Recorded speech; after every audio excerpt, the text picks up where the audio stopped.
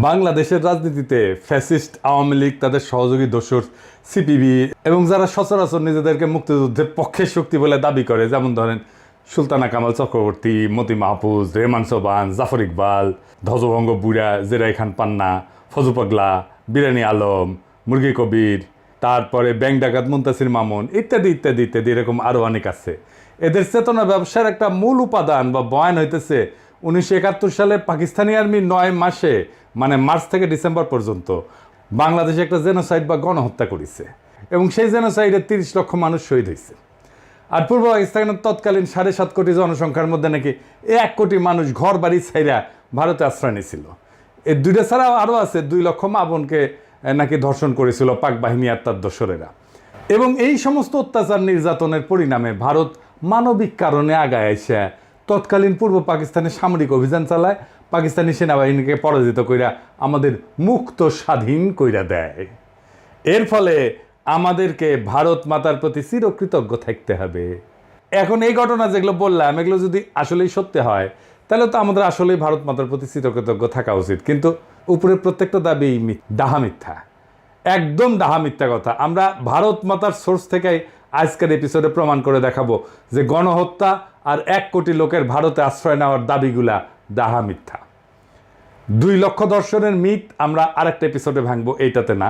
কারণ এই মিথের সাথে মুজিবের নিজের ভণ্ডামো যুক্ত হইয়া যে কয়জন ধর্ষিতা ছিল তাদের জীবনকে যে দুর্বিষহ করে দিছিল, এমনকি স্বাধীন বাংলাদেশে মুজিব সরকার, তাই এটার জন্য আলাদা এপিসোড করা দরকার। আজকের এপিসোডের মূল বিষয় হইতেছে 2 ধাপ্পাবাজি, 71-এর 30 লক্ষ শহীদ এবং ভারতে আশ্রয় নেওয়া 1 কোটি শরণার্থী। এখন প্রশ্ন হচ্ছে, যদি দাবিগুলো মিথ্যা হয়ে থাকে তাহলে এসব বয়ান প্রচার করলো কে, কেনই বা প্রচার করলো? তখনকার আন্তর্জাতিক মিডিয়ার সাংবাদিকরা ভারতের দিল্লি আর কলকাতাতে অবস্থান করে ঘটনাগুলো কভার করত।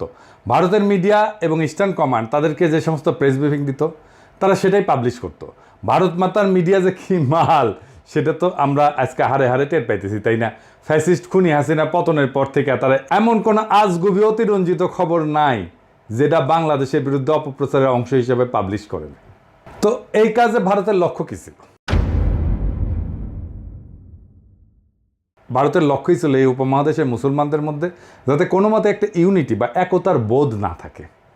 এখানে একটা ব্যাপার খেয়াল করলে দেখবেন যে ভারত মাতা উপমহাদেশের যে ডাইভার্স বহুভাষী হিন্দুদের এক রাষ্ট্রে বসবাস করার মধ্যে কোনো গরমিল লক্ষ্য করে না।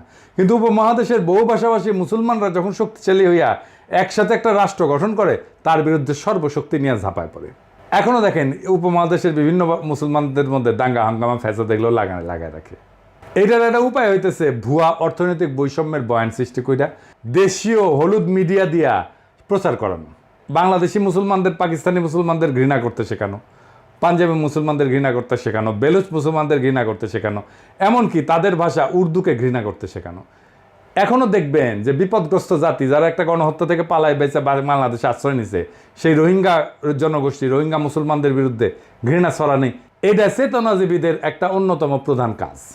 আমরা আগের এপিসোডগুলোতে এইসব নিয়ে বিস্তারিত আলোচনা করছি। আর একটা গুরুত্বপূর্ণ প্রোপাগান্ডার কৌশল ছিল আজগুবি কাল্পনিক একটা অত্যন্ত অতিরঞ্জিত অবাস্তব নিহতের সংখ্যা ছড়ানো, যাতে মুসলমানদের মধ্যে চির দুশ্মনী আর ঘৃণা বজায় থাকে, মুসলমানরা যেন একে অপরকে ঘৃণা করে।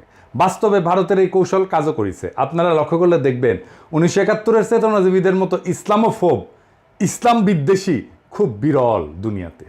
যতগুলো ইসলামোফোব আছে সব কয়টা শতকরা 100% ভারতের 5 দালাল এবং আওয়ামী লীগের 71-এর চেতনাজীবী। এরা সবসময় 30 লক্ষের জেনোসাইড, 1 কোটি শরণার্থী, এইসব ব্যাপারে বয়ান টেনে না পরিবেশ ঘোলা করে সময় অসময়। আওয়ামী লীগের বাইসে থাকার অক্সিজেনে হইতেছে এই বয়ানগুলা। এই বয়ানগুলা দেশের মানুষের মন থেকে জয় বাংলা হয়ে গেলে আওয়ামী লীগও মানুষের মন থেকে কর্পূরের মতো উবে যাবে। আজকে এই 2টা বয়ানকে চিরতরে জয় বাংলা করে দেওয়া হবে ইনশাল্লাহ। প্রথমে আসি 1971-এর যুদ্ধের সময় ভারতে আশ্রয় নেওয়া শরণার্থীদের ব্যাপারে। দাবি করা হয় 1 কোটি মানুষ পাকিস্তানি বাহিনীর আক্রমণে ঘরবাড়ি ছেড়া ভারতের শরণার্থী শিবিরে আশ্রয় নিয়েছিল। তো আওয়ামী লীগের নেতারা কিন্তু শরণার্থী শিবিরে আশ্রয় নেয় নাই। তারা দেশ থেকে পালানোর সময় বিভিন্ন ব্যাংকের ভল্ট ভেঙে ডাকাতি করে কোটি কোটি টাকা নিয়ে ইন্ডিয়া গেছিল। সেসব টাকা দিয়ে কলকাতাতে বাড়ি ভাড়া করে থাকতো, ফ্ল্যাট ভাড়া করে, আর মদ খাইতো, আর সোনা খাইতে কাটকা পাইতো। তো তখন পূর্ব পাকিস্তানের জনসংখ্যা ছিল 7.5 কোটি। বাংলাদেশের গ্রামের সংখ্যা 68,000-এর মতো, আমরা এটা জানি। 7.5 কোটি মানুষের মধ্যে 1 কোটি মানুষ নিজের ঘর বাড়ি ছেড়ে রোহিঙ্গা ফিলিস্তিনিদের মতো অন্য দেশের রিফিউজি হিসেবে আশ্রয় নেয়, এটা তো একটা ভয়াবহ ঘটনা। ভারত মাতাও এই সংখ্যা আন্তর্জাতিক মিডিয়াতে সেই সময় তাদের গণমাধ্যম দিয়ে প্রচার করাইছে। তাদের গণমাধ্যম কি জিনিস সেটা তো বুঝেনি। তো এটা করার পিছনে ভারতের একটা স্বার্থ ছিল। ভারত এই ব্যাপারে আন্তর্জাতিকভাবে প্রচার করিয়া আমেরিকা, ইউরোপের অন্যান্য দেশ থেকে খাদ্য, ওষুধ, সাহায্য, এগুলো অন্যান্য প্রয়োজনীয় সামগ্রিক গ্র্যান্ট হিসেবে আনতো। এখন শরণার্থীর সংখ্যা, রিফিউজির সংখ্যা যত বেশি দেখাবে, ভারতের লাভ তত বেশি। কারণ একজনের বিপরীতে যদি তারা 100 জনের হিসাব দেখায়, খাবার, টাকা ইত্যাদি নেয়, তাহলে বাকি 99 জনের টাকা, খাবার নিজেরা পকেটস্থ করতে পারবে। এখন বলবেন একজনের বিপরীতে 100 জন দেখাচ্ছে, তার চেয়ে বেশি দেখাইছে, তার চেয়ে বেশি দেখাইছে, হিসাব আজকে দেখাই দেবো, আজকের ভিডিওতে দেখাই দেবো। বাস্তবে হয়েছেও তাই। আমি আপনাদেরকে একদম খোদ ভারতের রেসপন্সিবল মানুষের রেফারেন্সই দেখাতেছি। ভারতের এবং আওয়ামী লীগের অফিসিয়াল প্রোপাগান্ডার বিপরীতে আপনারা যদি আসল সংখ্যাটা শুনেন, তাহলে আপনারা চেয়ার থেকে পড়ে যাবেন এখনই। ভারতের সেনাবাহিনীর লেফটেন্যান্ট জেনারেল প্রেমনাথ হুন, লেফটেন্যান্ট জেনারেল, তার এক সাক্ষাৎকারে ভারতে আশ্রয় নেওয়া রিফিউজিদের আসল সংখ্যাটা বলছেন। জেনারেল হুন কিন্তু কোনো সুশীল বামপন্থী মানুষ না, উনি একজন কট্টর হিন্দুত্ববাদী, যিনি রিটায়ারমেন্টের পর শিবসেনাতে জয়েন করছিলেন, এখন এরপর বিজেপিতেও যোগ দিচ্ছেন। 1999 সালে ভারতের মিডিয়া রেডিফে ওনারা সাক্ষাৎকার নেয়। এডিটর সাহেব সাক্ষাৎকারটা পাশে দেখান, এই আপনারা সার্চ করে নিতে পারবেন। এই সাক্ষাৎকারে জেনারেল হুন 1971 সালে ভারতে আশ্রয় নেওয়া শরণার্থীদের আসল সংখ্যাটা প্রকাশ করছিলেন। সংখ্যাটা হইতেছে কত, শুনে পড়ে যায় না, চেয়ার থেকে, চেয়ারে সিট বেল্ট বেঁধে নেন, 90,000। 90,000, ঠিকই শুনেছেন, 90,000। কই 1 কোটি আর কই 90,000। বাংলাদেশে গ্রামের সংখ্যা 68,000। বাংলাদেশের অধিকাংশ জনগোষ্ঠী, মেজরিটি সংখ্যক গ্রামের কেউই ভারতে গিয়ে আশ্রয় নেয় নাই। গ্রামের সীমিত সংখ্যক ব্যক্তি ভারতে গিয়ে আশ্রয় নিয়েছিল। এখন কাঁঠালরানী পতনের পরই তো ফ্যাসিস্ট আওয়ামী লীগের দুর্বৃত্তরা বিপ্লবী জনতার ধাওয়া খাইয়া প্রায় লাখখানেক দুর্বৃত্ত ভারতে গিয়ে আশ্রয় নিছে। কলকাতাত আওয়ামী লীগ আবার অফিস খুলিছে। আরো অনেক দুর্বৃত্ত পলাইতে গিয়ে বিপ্লবী জনতার হাতে ধরা গেছে। কালামানিক তো পলাইতে গিয়ে সর্বস্ব হারায় মনের দুঃখে কলা পাতের উপরে শুয়েছিল। 1971 সালে এখনকার চেয়ে কম সংখ্যক মানুষ ভারতে গিয়ে আশ্রয় নিয়েছিল। ভারত মাতা এবং আওয়ামী লীগের প্রোপাগান্ডা কিভাবে 90,000 1 কোটিতে রূপান্তরিত হয় দেখছেন। কাহিনী এখানে শেষ না। তৎকালীন পূর্ব পাকিস্তানে ভারতীয় মদতে আওয়ামী লীগের বিদ্রোহের ফলে দেশে আইন শৃঙ্খলা ব্যাপক অবনতি ঘটে। এর সাথে অবাঙালি মুসলমান হত্যা, ক্যান্টনমেন্টে আক্রমণ, এমনকি পাকিস্তানি আর্মিদেরকে খুন করা, এর জবাবে কাউন্টার ইনসার্জেন্সি অপারেশন ইত্যাদি কারণে আওয়ামী লীগের দুর্বৃত্ত ছাড়াও বেশ কিছু নিরীহ মানুষ ভারতে আশ্রয় নিতে বাধ্য হয়। আমার পরিবারও ভারতে আশ্রয় নিয়েছিল। তৎকালীন পাকিস্তান সরকার একটা পলিসি ছিল না যে পূর্ব পাকিস্তানের মানুষকে রিফিউজি বানায় ভারতে পাঠায় দেওয়া। এটা আমরা কিভাবে জানি? কারণ পাকিস্তান সরকার ভারতে আশ্রয় নেওয়া রিফিউজিদের দেশে ফিরে আসার জন্য আহ্বান জানাইছিল। এমনকি শরণার্থীদের দেশে ফিরে আসলে তাদের রিসেপশন করার জন্য সীমান্তে অভ্যর্থনা কমিটির ব্যবস্থাও করছিল। কিন্তু ভারতে আশ্রয় নেওয়া শরণার্থীরা ভারতের ক্যাম্পে মানবেতর জীবনযাপন করার বদলে দেশে ফিরে না আসে, এই জন্য ইন্ডিয়া আর আওয়ামী লীগ শরণার্থীদের প্রত্যাবর্তনকে স্যাবোটাজ করে। শরণার্থীরা সবাই দেশে ফিরে আসলে তো ভারতের বাটপাড়ি মাঠে মারা যাবে।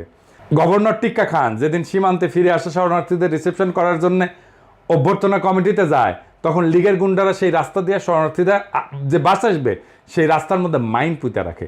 এর ফলে প্রত্যাবর্তনরত শরণার্থীদের বাস মাইনের উপরে পড়া বিস্ফোরণে উইরা যায়, যাত্রী সমত সবাই মারা যায়। দেখেন, রেফারেন্স আছে। এই লেভেলের সাইকোপ্যাথেরা মায়ানমার রোহিঙ্গাদের বিতরণ করে তাদের ফেরত নিতে অস্বীকৃতি জানাচ্ছে। কোনোভাবেই তারা রোহিঙ্গাদের ফেরত নেবে না। ইসরায়েলিরা ফিলিস্তিনিদেরকে বিতরণ করে তাদের ফিরে আসার সমস্ত পথ বন্ধ করে দিছে। ইসরায়েল কোনোভাবেই ফিলিস্তিনিদের রাইট টু রিটার্ন এটা অ্যাকনোলেজই করে না। পাকিস্তান সরকার এর ঠিক উল্টা পলিসি নিয়েছিল এবং ভারতে যাওয়া সমস্ত রিফিউজিকে দেশে ফিরে আসার আহ্বান জানায়।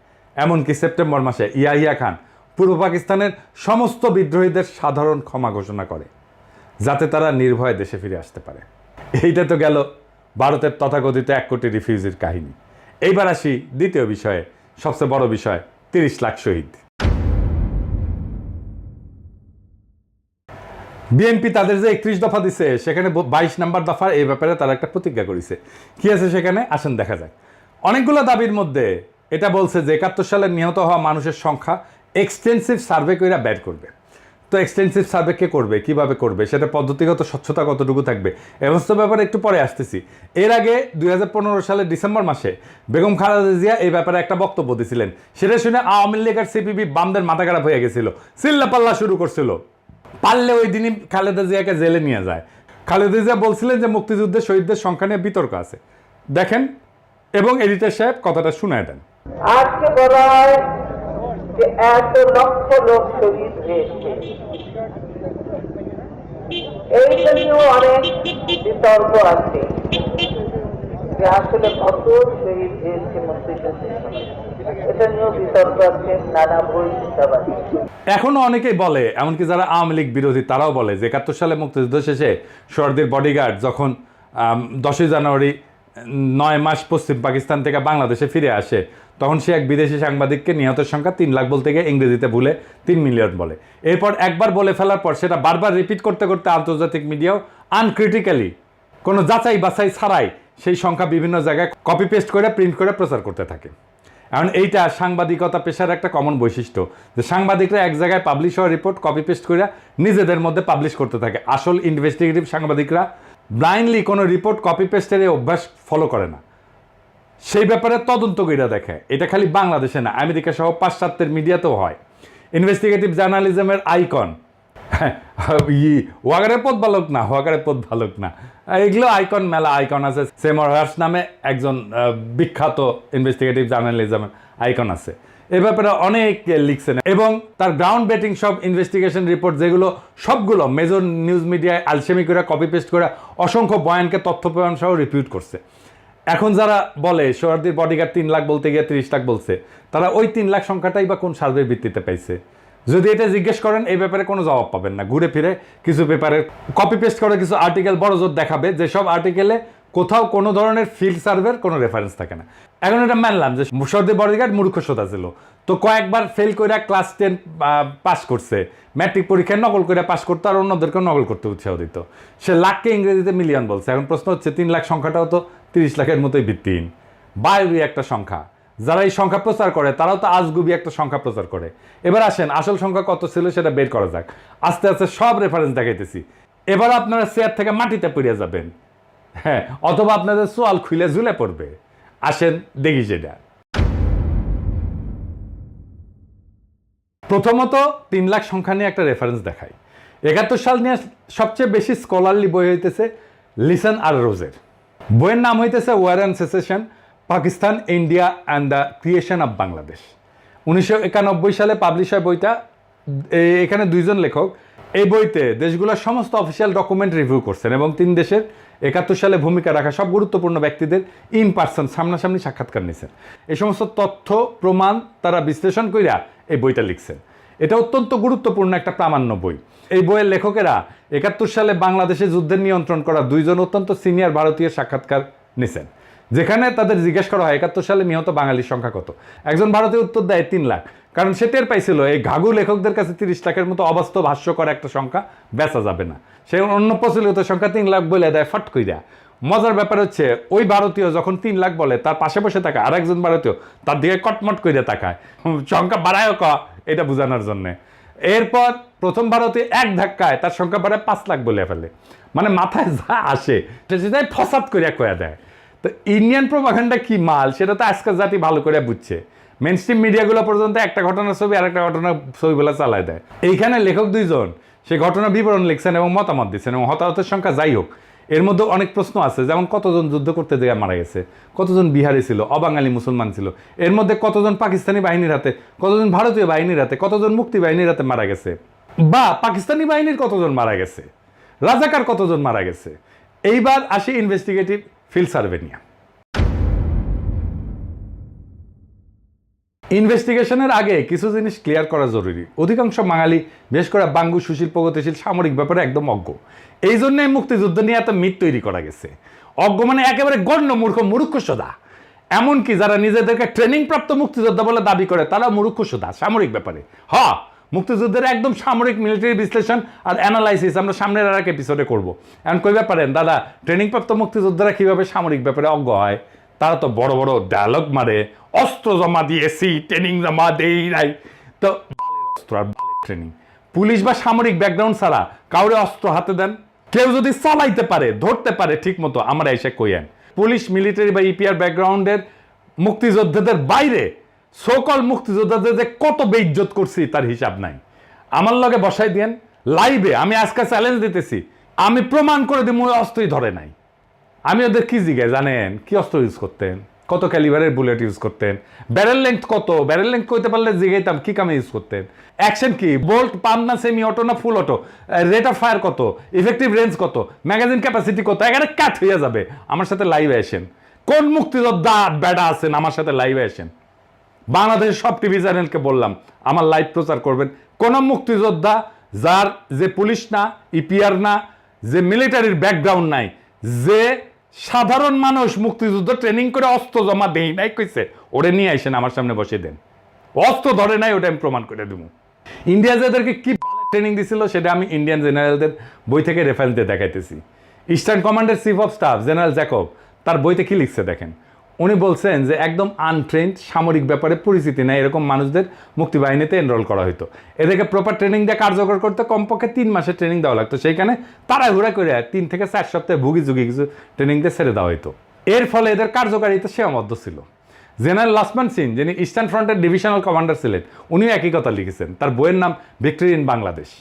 Eastern commander general Lakshman Singh সরাসরি মুক্তিবাহিনীকে প্রোপাগান্ডার প্রেসে পাবলিশ হওয়া তাদের কার্যকলাপকে ফিকশনাল বলছে এই সমস্ত ইস্টার্ন কমান্ডার প্রোপাগান্ডা মেশিনের প্রচার। মুক্তিবাহিনীর মিত্ররাই তাদের নামে এইসব লেখে, এইসব কথা পাকিস্তানিরা লেখে নাই। আর আমাদের মুক্তিযুদ্ধের গল্প শোনান মিয়ারা। খোদ মুক্তিবাহিনীর ডেপুটি চিফ অফ স্টাফ একে খন্দকার তার বইয়ে হুবহু একই কথা লিখেছে। একে খন্দকারের এই বই লেখার পর আওয়ামী লীগ, জাফর ইকবাল, আনিসুল হকের পুচ্ছে আগুন লেগে গেছে। তার এডিট করতে হয়েছে, বই টেক্সট চেঞ্জ করতে হয়েছিল। 1971 সালের 18 সেপ্টেম্বর বিলাতের দ্য গার্ডিয়ান পত্রিকার একটা আর্টিকেল প্রকাশিত হয়, big brother goes to war. লেখক শাস্তিব্রত একজন ব্রিটিশ বংশোদ্ভূত ভারতীয় বাঙালি সাংবাদিক, যিনি ত্রিপুরাতে ভারতীয় ট্রেনিং শিবির ঘুরে দেখে এসে সেখানে মুক্তিবাহিনীর ট্রেনিং নিয়ে একটা রিপোর্ট করে। রিপোর্টে এটাও লেখা আছে এই রিপোর্ট যদি ভারত থেকে করতো তাকে ভারতে গ্রেপ্তার করতো। 19 সেপ্টেম্বর মাসে আগরতলাতে একটা ক্যাম্পে মুক্তিবাহিনীর ভলান্টিয়ারদের সাথে কথা বলে জানতে পারেন সেখানে 200 জনের ভলান্টিয়ারদের মধ্যে মাত্র 6 জনকে সামান্য কিছু ট্রেনিং দেওয়া হয়েছে এবং মাত্র 3 জন কোনো একটা অপারেশনে অংশ নিছে। সব অপারেশনে যেমন বীজ ধ্বংস করে এরকম কাজে ইন্ডিয়ানরা কিন্তু নিজে করতো। আমি বলতেছি, লিখে দিচ্ছি, ইন্ডিয়ানরা নিজে করতো। মুক্তিবাহিনীর নিজেদের সদস্যদের মতে তারা বড় জোর একটা গ্রেনেড নিক্ষেপ করছে। এবার একটা মজার ভিডিও দেখেন মুক্তিবাহিনীর সাথে ভারতীয় ইনস্ট্রাক্টররা কিরকম ব্যবহার করতো। এদিকে সে দেখে দেন। এটাকে টানো, ডানে বাজিতে রাখ, টানো, হ্যাঁ বাস বাস, টাইগার হাত, হ্যাঁ এর হচ্ছে দূরের দুশ্মনের জন্য, দূরের দুশ্মনের জন্য। কি হয়েছে, চলো শীষ লাগাও, ঠিক ঝোঁকো সামনে, জানে শত্রু, পিছনে শত্রু, জানে শত্রু, পিছনে শত্রু, বাঁ শত্রু, পিছনে শত্রু, জানে শত্রু, পিছনে শত্রু। এই হচ্ছে জাফর ইকবাল, হুমায়ুন আহমেদ, আনিসুল হকের তৈরি করা মিথিক্যাল মুক্তিবাহিনীর আসল হাল। আর এটা নিয়ে ফজু পাগলা ধ্বজভঙ্গ বুড়া জেরে খান পান্না এসব শোনা গেছে মুক্তিযোদ্ধার মতো লাফালাফি। তা বাঙ্গু প্রগতিশীল যেহেতু সামরিক ব্যাপারে একদম লেজে গোবরে, এরা যেসব বয়ান বানায় সেগুলা কোনো reputable serious military scholar study করলে পাংচার করে দিতে পারবে এক মুহূর্তে। এবার আসেন আর একটা গুরুত্বপূর্ণ বিষয় নিয়ে আলাপ করি। 71 সালে যুদ্ধে ইস্টার্ন ফ্রন্টে পাকিস্তান আর্মির অর্ডার অফ ব্যাটেল কি ছিল? তাহলে কইবেন দাদা অর্ডার অফ ব্যাটেল কি? আমি এটা নিয়ে একটা সিরিয়াস বড় এপিসোড করেছি, আসবে পরে, সেটা বুঝবেন মুক্তিযুদ্ধের অর্ডার অফ ব্যাটেল নিয়ে। আজকে সংক্ষেপে একটু আলাপ করি। অর্ডার অফ ব্যাটেল হইতেছে একটা যুদ্ধের দুই পক্ষের মধ্যে কার কয়টা ইউনিট অংশ নিয়েছে, কোন ইউনিট কীরকম, সেটার একটা লিস্টই, তালিকা আর কি। যেমন দ্বিতীয় বিশ্বযুদ্ধে 1941 সালে জার্মানি যখন সোভিয়েত ইউনিয়নে হামলা করে সেটার নাম দিয়েছিল অপারেশন বারবারোসা। সেই অপারেশন বারবারোসা ছিল ব্যাপক একটা অভিযান, মিলিটারি ইতিহাসের সবচেয়ে বড় অভিযানগুলোর মধ্যে একটা। সেইখানে জার্মান পক্ষে 141টা ডিভিশন অংশ নেয়। মাথায় রাখবেন 141টা ডিভিশন, 141টা ডিভিশন অংশ নেয়। সোভিয়েত পক্ষে জার্মানির এস্টিমেট ছিল 213টা ডিভিশন, একটা ডিভিশন প্রায় 15 থেকে 16,000 সৈন্য থাকে। 1971 সালে ইস্টার্ন ফ্রন্টে পাকিস্তান আর্মির অর্ডার অফ ব্যাটেল কি ছিল জানেন? ডিভিশন ছিল কয়টা জানেন? তিনটা, মাত্র 3টা। 14 ডিভিশন, 16 ডিভিশন আর 9 ডিভিশন। 14 ডিভিশন আগে থেকেই ছিল, মার্চের শেষ দিকে এপ্রিল মাসে পশ্চিম পাকিস্তান থেকে অতিরিক্ত 16 আর 9 ডিভিশন আসে ইস্টার্ন ফ্রন্টে। এই দুইটা ডিভিশন তাদের ভারী অস্ত্র মানে ভারী কামান টামান এগুলো পশ্চিম পাকিস্তানে রেখে আসে। তারা খালি লাইট উইপন্স মানে হালকা অস্ত্র মোটর এগুলো নিয়ে আসে। সামরিক পরিভাষায় ইস্টার্ন ফ্রন্টে তো আসলে ওয়ার ছিল না, যুদ্ধ ছিল না, এটা ছিল কাউন্টার ইনসার্জেন্সি অপারেশন। ভারত মাতা 1984 সালে পাঞ্জাবে যে অপারেশন ব্লুস্টার করছে না, ওই যে শিখ মন্দির দখল করার সময়, এটাও কাউন্টার ইনসার্জেন্সি অপারেশন ছিল। সেখানে খালি এক অমৃতসরে স্বর্ণ মন্দিরে হামলা করতে ভারতীয় সেনাবাহিনী 3টা ডিভিশন ব্যবহার করছিল। 60-এর দশকের শেষ আর 70 দশকে অ্যান্টি নকশাল অপারেশনে ভারতীয় আর্মির পুরা ইস্টার্ন কমান্ড, যেটা আসলে পাকিস্তানের সাথে যুদ্ধ করছে, সেটাকে ইউজ করেছিল। সেটাও একটা কাউন্টার ইনসার্জেন্সি অপারেশন ছিল। এছাড়া ইরাক আর আফগানিস্তান যুদ্ধের প্রথম পর্যায়ে শেষ হওয়ার পরে আমেরিকান বাহিনী কাউন্টার ইনসার্জেন্সি অপারেশনই করছিল ওইখানে। ভিয়েতনাম যুদ্ধ আমেরিকা মূলত কাউন্টার ইনসার্জেন্সি অপারেশন করছে। এখন দ্বিতীয় বিশ্বযুদ্ধের সময় জার্মানি যে ইহুদিদের বিরুদ্ধে হলোকাস্ট করেছিল না, সেখানে 1941 থেকে 1945 এই 5 বছরে 60 লাখ ইহুদি মারা যায়। আমরা আগেই দেখেছি যে জার্মানরা খালি ইস্টার্ন ফ্রন্টেই 141টা ডিভিশন ডেপ্লয় করছিল অপারেশন বারবারাসেতে। ইউরোপের অন্য দেশগুলোতে জার্মানির আরও 60টা ডিভিশনের মতো সৈন্য ছিল। জার্মানরা সমগ্র ইউরোপ থেকে ইন্ডাস্ট্রিয়াল স্কেলে ইহুদিদের রেজিস্টার করে ট্রেনে করে নিয়ে এসে কনসেন্ট্রেশন ক্যাম্পে জড়ো কইরা সেখান থেকে বিশাল বিশাল গ্যাস চেম্বারে ঢুকায় ব্যাস আকারে ইহুদিদের মেয়েরা বিশাল ইন্ডাস্ট্রিয়াল ফার্নেসে তাদের মৃতদেহ পুড়ায় ফেলতো। জার্মানরা জাতি হিসেবে হাইলি এফিসিয়েন্ট জাতি। জার্মানি তখন প্রথম বিশ্বের একটা ইন্ডাস্ট্রিয়াল দেশ ছিল, যাদের লজিস্টিক্যাল ক্যাপাবিলিটি ট্রিমেন্ডাস ছিল। এত এত মানুষ, সৈন্য, রসদ, এফিসিয়েন্সি মুভ করানো চারটেখানি কথা না। তাও এত এফিসিয়েন্ট ইন্ডাস্ট্রিয়াল একটা জাতি 5 বছরে শত শত ডিভিশন সৈন্য আর তাদের ট্রিমেন্ডাস ইন্ডাস্ট্রিয়াল লজিস্টিক্স ক্যাপাসিটি ব্যবহার করে সারা ইউরোপ খুঁজে খুঁজে মাত্র 60 লাখ ইহুদি মারতে পারলো। আর পাকিস্তানের মতো একটা তৃতীয় বিশ্বের দেশ মাত্র 9 মাসের কাউন্টার ইনসার্জেন্সি অপারেশনে মাত্র 3টা ডিভিশন ব্যবহার করিয়া, কোনো বিশাল বিশাল গ্যাস চেম্বার, ইন্ডাস্ট্রিয়াল চুল্লি ব্যবহার না করিয়া 30 লাখ লোক মাইরা ফেলাইলো এবং লুকায় ফেলাইলো। গাঞ্জা না খাইলে নাকি প্রগতিশীল হওয়া যায় না। তো গাঞ্জার এই নৌকা কোন পাহাড়তলিতে নিছিল দেখেছেন? কেউ প্রশ্ন করে নাই, কেউ প্রশ্ন করে নাই, কাউরে প্রশ্ন করতে দেয় নাই। এরাই প্রগতিশীলতা, এরাই মুক্তিযুদ্ধের চেতনা। বাঙ্গু প্রগতিশীলদের গোজামিল দেওয়া বয়ানকে যে কোনো মিলিটারি এক্সপার্ট অ্যানালাইসিস করলে জয় বাংলা করে দিতে পারবে। 2023 সালে গাজার যুদ্ধে ইসরায়েল প্রায় 2 বছর ধরে গাজার উপরে ব্যাপক এরিয়াল বোম্বিং করছে। গ্যাস চেম্বারের পর এরিয়াল বোমিং হচ্ছে সবচেয়ে বড় এফিশিয়েন্ট মেথড অফ জেনোসাইড। যুদ্ধ বিমান থেকে 1000 বা 2000 পাউন্ডের একটা বোমা একটা ঘনবসতিপূর্ণ এলাকায় ফেললে ব্যাপক ক্ষয়ক্ষতি হয়, অসংখ্য মানুষ হতাহত হয়। ভিয়েতনাম যুদ্ধের 10 বছরে 1965 থেকে 1975 পর্যন্ত চলছে। আমেরিকার রেকর্ড অ্যামাউন্ট এরিয়াল বোম্বিং করছে। সমগ্র দ্বিতীয় বিশ্বযুদ্ধে আমেরিকার মতো একটা ইন্ডাস্ট্রিয়াল জায়ান্ট, যারা যুদ্ধের সব ফ্রন্ট মিলায় জার্মানি, জাপান, ইতালি সবার বিরুদ্ধে মোট 21 লাখ টন বোম ফেলছে বিমান থেকে। সেখানে শুধু ভিয়েতনাম যুদ্ধে আমেরিকা কত বোম্বিং করছে জানেন? কত করছে বোম্বিং? 70 লাখ টন। সেটা করার পরে ভিয়েতনামের সিভিলিয়ান ক্যাজুয়ালিটি ছিল 3 থেকে 4 লাখ। ভিয়েতনামও বাংলাদেশের মতো একটা ঘনবসতিপূর্ণ দেশ। ইসরায়েল গাজার মতো ঘনবসতিপূর্ণ একটা জায়গাতে প্রায় 2 বছর ধরে ব্যাপক এরিয়াল বোম্বিং কইরা প্রায় সব বিল্ডিংকে ধ্বংসস্তূপে পরিণত করছে, আপনারা দেখছেন চোখের সামনে। এরপরেও গাজার হেলথ মিনিস্ট্রি হিসাবে গাজাতে 2 বছরে নিহতের সংখ্যা 70,000-এর মতো। প্রথম বিশ্বযুদ্ধের পর সবচেয়ে ব্লাডিয়েস্ট রক্তাক্ত যুদ্ধ ছিল ফ্রান্সে ভার্ডুনের যুদ্ধ। এই যুদ্ধ 1916 সালের 10 মাস ধরে সংগঠিত হয়। 10 মাস ধরে 12 লাখ জার্মান আর 11 লাখ ফরাসি সৈন্য রিলেটিভলি একটা অত্যন্ত ছোট এলাকায় জড়ো হয়ে ক্রমাগত আক্রমণ প্রতি আক্রমণ করতে থাকে। 2 দেশই শিল্পোন্নত, প্রথম বিশ্বের দেশ, বিশাল ইন্ডাস্ট্রিয়াল আর লজিস্টিক্যাল ক্যাপাসিটি। ভার্ডুনে জার্মানরা প্রথম দিন ফরাসি পজিশনে 10 লাখ আর্টিলারি শেল নিক্ষেপ করছিল। 10 লাখ, 1-2 হাজার না, 10 লাখ একদিনে। পুরা যুদ্ধের 2 পক্ষ মিলে 4 থেকে 5 কোটি খালি আর্টিলারি শেল নিক্ষেপ করছে। কত কোটি কোটি রাউন্ড রাইফেল আর মেশিন গানে গুলি খরচ করছে সেটার তো হিসাবই নাই। ভার্ডুনের যুদ্ধে জার্মান সৈন্যর ক্যাজুয়ালিটি বা নিহত হয়েছে 1.5 লাখ, ফরাসি হতাহতের সংখ্যা 1.5 লাখের মতো।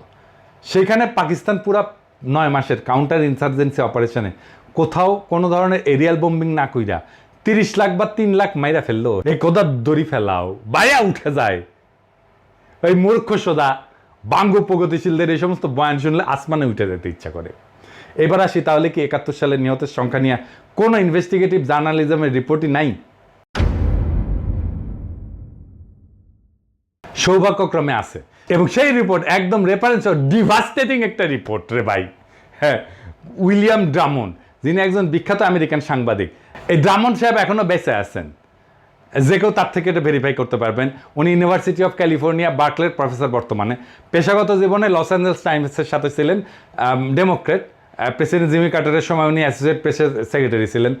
অত্যন্ত সম্মানিত রেসপেক্টেড একাডেমিশিয়ান এবং জার্নালিস্ট। 1972 সালের 6 জুন বিলাতের গার্ডিয়ান পত্রিকা ঢাকা থেকে পাঠানো ওনার সেই রিপোর্টটা ছাপে। রিপোর্টের নাম ছিল দ্য মিসিং মিলিয়ন্স।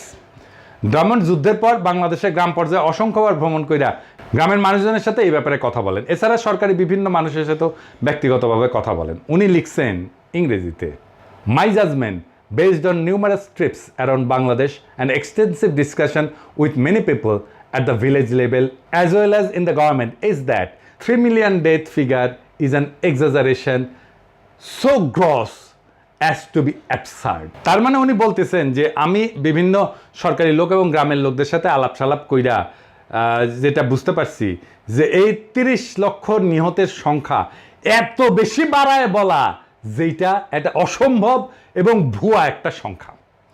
এরপরে উনি মুজিবের নিহতের সংখ্যা নিয়ে একটা সার্ভের কথা প্রকাশ করেন। মুজিব 72 সালে দেশে এসে 30 লাখ নিহত বলার পর একটা সরকারি উদ্যোগ নিয়েছিলেন নিহতদের আসল সংখ্যা বের করার। স্বরাষ্ট্র মন্ত্রণালয়ের অধীনে দেশের তৎকালীন পুলিশের ইন্সপেক্টর জেনারেলকে দায়িত্ব দেওয়া হয় যে প্রত্যেক থানায় পুলিশের মাধ্যমে একটা রিপোর্ট পাঠাইতে। ওই থানায় 9 মাসে পাকিস্তান আর্মির হাতে নিহত মানুষের সংখ্যা কত এবং সেগুলো যোগ করে কত আসে। মুজিব সেই রিপোর্ট আসলে সংখ্যা দেখে স্বাভাবিকভাবেই সেটাকে ধামাচাপা দেয়। বিল ড্রামন্ড একদম সরকারের ভেতরের থেকে সেই রিপোর্ট দেখে সেটা সংখ্যা প্রকাশ করে। সংখ্যাটা কত? কত সংখ্যাটা? আসল সংখ্যা শুনলে ভিমরি খাইবেন না, চেয়ার থেকে পড়ে যাবেন এক্ষুনি। কত? 3 লাখ, 1 লাখ, 30,000, 10,000? না, কোনোটাই না। 2,000, 2,000, 2,000। জি হ্যাঁ, ঠিকই শুনেছেন, 2,000। এই রিপোর্টটা এখনো আছে, যে কেউ নিজের চোখে সেটা পড়ে নিতে পারেন, এটা স্পষ্ট লেখা আছে। ইংরেজি যেহেতু কইছে সেহেতু ঠিকই কইছে। Since the 3rd week of March when the Inspector General's office in Bangladesh Home Ministry began its field investigations, there have been about 2,000 complaints from citizens about death at the hand of Pakistani army.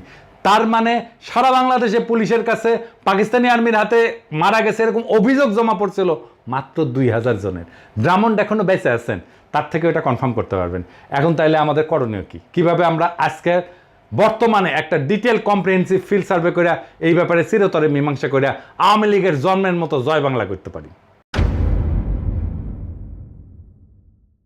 প্রথমে আমাদের বের করতে হবে দেশের 68,000 গ্রামে জনপদের মধ্যে কোথায় কোথায় পাকিস্তানি আর্মির বেস ক্যাম্প ছিল। এটার সংখ্যা খুব বেশি হওয়া কথা না। পাকিস্তানি মাত্র 3টা ডিভিশন সৈন্য দেশে কাউন্টার ইনসার্জেন্সি অপারেশনে ছিল। এরপরে বের করতে হবে 9 মাসে পাকিস্তান আর্মি দেশে কয়টা গ্রামে কখন কবে রেড দিছে। পাকিস্তানও এই ব্যাপারে আমাদেরকে হেল্প করতে পারে, চাইলে তারা করবে। আমরা দরকার হলে ক্রস চেক করে নেব কতজন সৈন্য সেই রেডে অংশ নিছে। সেটা কি একটা স্কোয়াড মানে 9 থেকে 10 জনের ইউনিট ছিল, নাকি একটা প্লাটুন ছিল মানে 30 থেকে 35 জনের? কতক্ষণ ছিল, কতজনকে ওই গ্রামে গুলি করে মারছে, তাদের অ্যামিনেশনের হিসাবপত্র আছে কিনা, কতগুলো অ্যামিনেশন খরচ হয়েছে। এইসব ব্যাপার বের করা তো খুব কঠিন কোনো কাজ না, কারণ বাংলাদেশের মতো ঘন পরিচিতিপূর্ণ ভূখণ্ডে একটা গ্রামে আর্মি অপারেশন চালায় কিছু মানুষ মেরে চলে যাওয়ার পর বাকি সবাই ফিরে এসে নিহতদের দাফন কাফন করতো। হিন্দু হইলে লাশ সনাতন রীতিতে সৎকার করতো। আই উইটনেস এবং সার্ভাইভারদের কাছ থেকে একদম পিন পয়েন্ট নিহতের সংখ্যা নিয়ে 9 মাসে সবগুলো এলাকার নামের পাশে নিহতের সংখ্যা লিখে যোগ করে মোট সংখ্যা বের করা খুব কঠিন কিছু কাজ কি না, করো না। কিন্তু এটা করবে না কেন? কারণ এই যে ফাপড় নেওয়া এটা তো ফাঁস হয়ে যাবে, মিছা কথা ফাঁস হয়ে যাবে। এই কাজ এখনও করা সম্ভব, কারণ 71 সালে জীবিত প্রাপ্তবয়স্ক বহু মানুষ এখনও জীবিত আছে। এরকম রেড প্রত্যেক গ্রামে তো হয় নাই। দেশে 68,000 গ্রামের মধ্যে অতি অল্প সংখ্যক গ্রামেই হয়েছে। তার উপরে এক গ্রামে বড় জোর একবার কি 2বার এরকম রেড হয়েছে। পুরো ব্যাপারটায় একটা ক্রোনোলজিক্যাল রিকনস্ট্রাকশন করতে হবে। ক্রোনোলজিক্যাল রিকনস্ট্রাকশন মানে দিন, সময়, সপ্তাহ অনুযায়ী পুরো 9 মাসের ঘটনাকে রিকনস্ট্রাক্ট করা এইভাবে সম্ভব। এটা করা হইলে কমন সেন্সার ইনভেস্টিগেটিভ সব রিপোর্ট অনুসারে পাকিস্তান আর্মির কাউন্টার ইনসার্জেন্সির আসলে নিহতের সংখ্যা কয়েক হাজারে নেমে আসবে, আমি শিওর। এরপর সেই তদন্ত খালি বাঙালি না, ভারতীয় আওয়ামী সন্ত্রাসীরাতে যত অবাঙালি মুসলমান মারা গেছে তার পুঙ্খানুপুঙ্খ তদন্ত করে সেটাও বের করতে হবে। দুটো সংখ্যাই কম্পেয়ার করে ঠিক করা হবে কে আগে কার কাছে মাপ চাইবে। এই তদন্ত শেষ হওয়ার আগে কেউ কারো কাছে ক্ষমা চাওয়ার প্রশ্নই ওঠে না। পররাষ্ট্র সচিব জসিম খুব লাফাইছিল পাকিস্তানে ক্ষমা চাওয়া নিয়ে। আবার পাকিস্তানের টিম আসতেছে, এবার ক্ষমা চাওয়া তাহলে এই আলাপ যে তুলবে না তার পাশার ফালস আমরা সব উঠায় ফেলা হবে যদি বেশি ফালাফালি করে, বাটাম একেবারে খুলে ফেলাম এবার যদি কেউ এই আলাপটা তোলে। একবার যদি মুক্তিযুদ্ধের চেতনার কুর করে নিয়ে ওঠে তাদের, বিএনপি যেহেতু তাদের 31 দফার মধ্যে এই পয়েন্ট ইনক্লুড করছে, আল্লাহ চায় তো ভবিষ্যতে যদি তারা নির্বাচনে জিতে ক্ষমতায় আসে, চান্স যদিও কম, যাই হোক, হ্যাঁ, তাহলে এইটা বাস্তবায়ন করুক। তারা কিভাবে বাস্তবায়ন করবে?